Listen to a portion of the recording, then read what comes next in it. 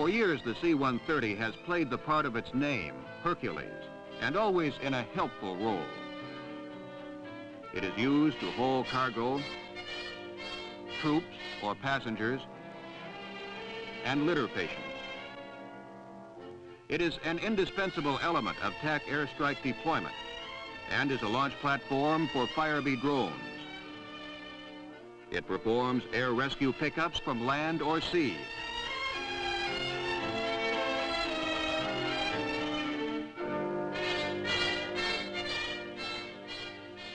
And can be used as a tanker for HH-3E helicopters.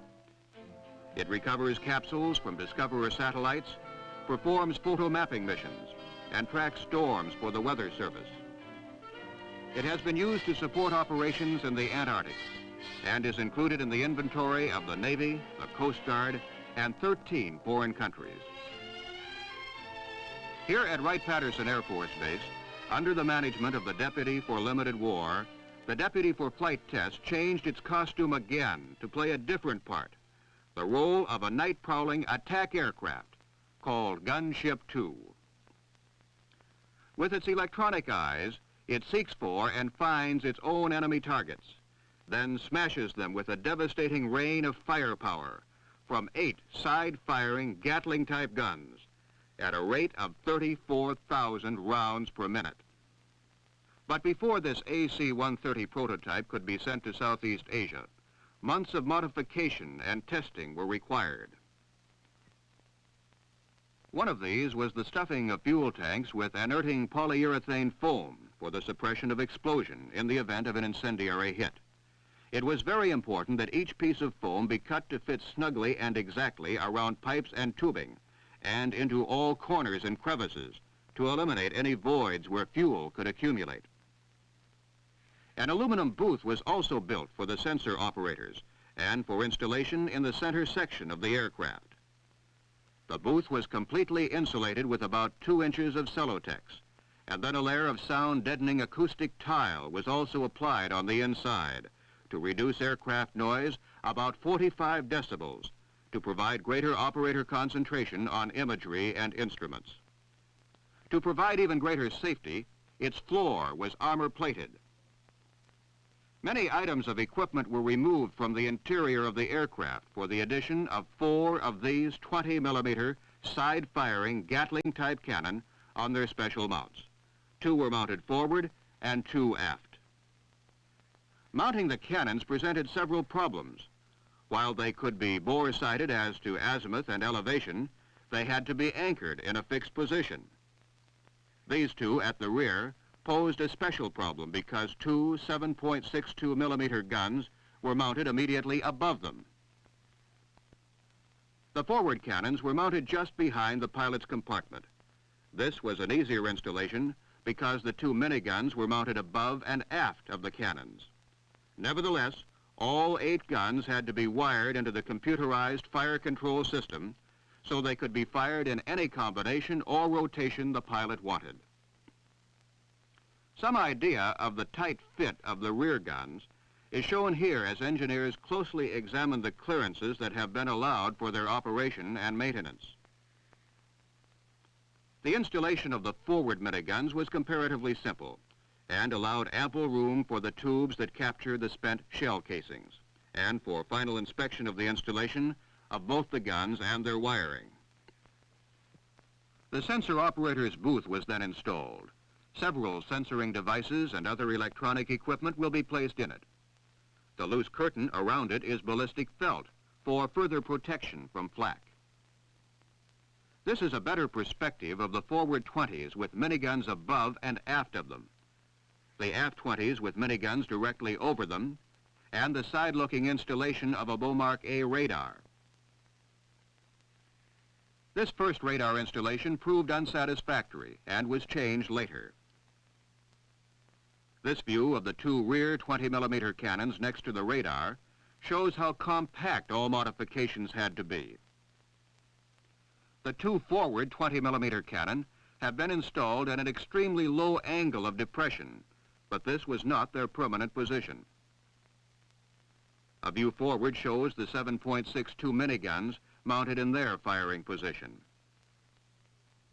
Here again, compactness of installation is demonstrated by the closeness of the forward miniguns over the wheel well, and the size of the apertures in the fuselage, which are just large enough. With all major modifications to the aircraft completed, a last walk-around check and inspection is made before takeoff for Eglin Air Force Base for first flight test and static test firing. For the flight to Eglin, the guns were stored inboard and the gun ports closed. At Eglin, the aircraft was made ready for its first static test firing of the 20mm cannons on their specially fabricated gun mounts. This was the first deficiency encountered in the mounting of the guns. They weigh 350 pounds and had to be manually worked into their cradles affixed to the base plate. A third man was needed on the inside to help and to set the gun at the desired elevation. After all 4 guns were placed, anchored, and sighted, the belts of ammunition were loaded. The aircraft normally carried 6,000 rounds of 20mm high-explosive incendiaries and fires at a rate of 2,500 rounds per minute. The first static firing showed a deficiency in the mounts that allowed the guns to whip. A close-up shows the extent of whipping that brought about a pattern of widely scattered hits.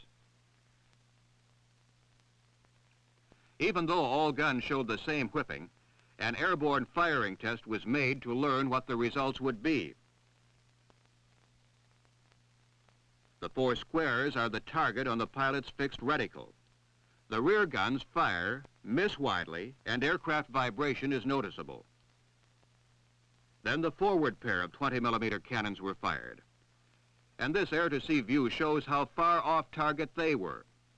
The second and third bursts were also wide.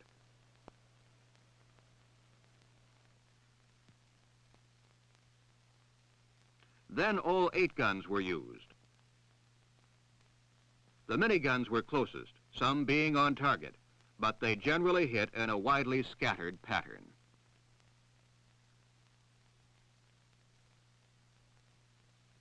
Correction of these conditions was a prerequisite, so the aircraft was flown back to Wright-Patterson for further modification and the addition of other items to make it ready as a night prowling aircraft for combat duty in Southeast Asia. The change began with the addition of camouflage in the colors used in jungle country. Apertures were cut out for the addition of several censoring devices. The tedious and intricate job of wiring all guns, communications, and electronic equipment was accomplished. The forward-looking radar on the nose was checked and inspected to ensure its accurate and efficient operation. Heavy armor plate was cut to size for addition to the aircraft's flooring sections to take and absorb direct hits from small arms ground fire and heavy flak particles. The Beaumark A radar was further modified to work with ground beacons. This makes possible firing at targets offset from ground beacons, thereby bringing all-weather support to friends on the ground. A new direct view night observation device called NOD was also installed. In effect, NOD is a nighttime telescope. With only the stars as a light source, its image intensifier tube behind the lens will magnify the available light by a factor of 1,000,000, thereby making targets clearly visible. Another of the gunship's electronic eyes that was installed is this side-looking infrared system. The mirrors in the scanner head spin at about 7,900 RPMs and are part of the system that detects minute differences in temperature, as little as 1/2 degree centigrade, and turns these temperature differences into visible pictures, even in total darkness. An onboard illuminator is another important element used to search for and find targets at night. Its 20-kilowatt xenon lamp produces 700,000 lumens and can illuminate targets a mile away, and its infrared filter can be used covertly for illumination when it is too dark for NOD to see. The illuminator is used on the aft end of the aircraft, about 4 feet beyond the ramp.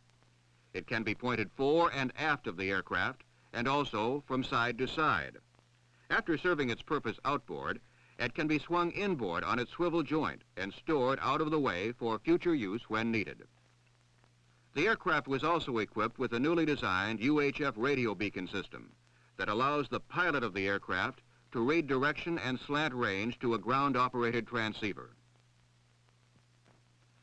And so the venerable C-130, which has been worked over, facelifted, officially designated as an AC-130 and Gunship II, has Vulcan Special painted on its side, and is affectionately called Big Spooky, takes off once more for Eglin and in-flight testing.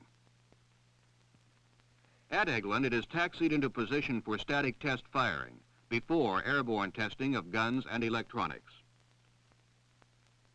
All guns have been set, loaded, and made ready for the first test of the stiffened gun mounts and beefed-up base plates. The pilot checks to be sure everything is clear, then fires. First the rear, then the front. The gun whip problem has been solved, and the guns hold steady. Then all guns go. There is still no whipping, and the pattern is effectively clustered. The guns were then aimed at nearby targets, and another burst was fired. Both targets were destroyed. Big Spooky was now ready for in-flight testing. First flight testing at Eglin was done by VFR to test each piece of sensor equipment and its input to the computerized fire control system, and also to test the synchronization of the guns with the same system and sensor equipment. Now let's watch each operator using his sensor. The nod operator scans for the target, finds it, and makes the information known so it can be fed to the fire control computer. The computer operator sets in the flight wind correction necessary for firing accuracy, and the infrared operator scans with his sensor until he too is bearing on the target. A stick control is used to direct the infrared scanner head in a search for the target. When it is found, the information automatically goes to the computer.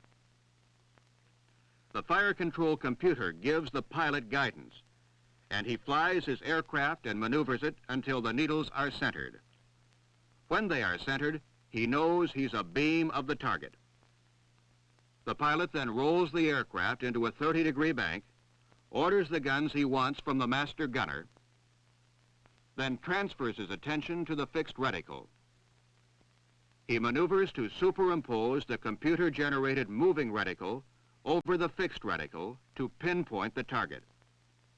When pinpointed, he presses a button on the control column, and the guns he has ordered shoot. The cannons, the sensors, the computerized fire control, and the pilot's side window gun sight all prove out, as the target is smothered, even though it is a mile away. Then the miniguns go, followed by the 20-millimeter cannons. The orange bursts are direct incendiary hits on a target only 24 feet square. Other night mission equipment was also tested, including these Mark 24 flares in an LAU-74A launcher.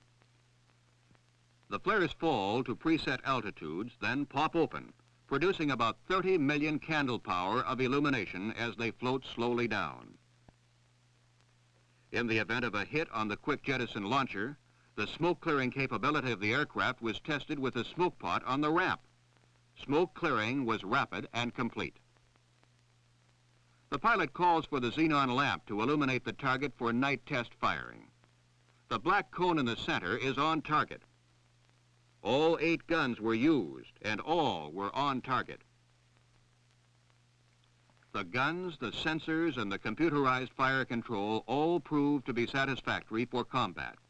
With the result, the prototype AC-130 was deployed to Southeast Asia on 15 September, where it flew more than 70 combat missions in Vietnam and Laos.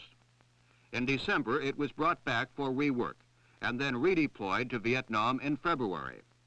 Primarily, its missions were night attacks, and the same procedures used successfully at Eglin Air Force Base were employed. Normally, Big Spooky carried 6,000 rounds of 20 millimeter and 32,000 rounds of 7.62 ammunition. Over the Ho Chi Minh Trail, it was shooting nearly 8 tons of ammunition per night. In just 1 week of night interdiction missions in Laos, Big Spooky proved the devastating effect of its accurate and smothering firepower. On 7 sorties along the Ho Chi Minh Trail, the enemy's main avenue of supply and communications, it destroyed 23 trucks, damaged 8 more, set off 22 secondary fires and explosions, and knocked out 3 automatic weapons positions. The AC-130 has clearly demonstrated under combat conditions that a new dimension has been reached in night attack operational capability, and its impact is sure to be felt in future Air Force systems and tactics.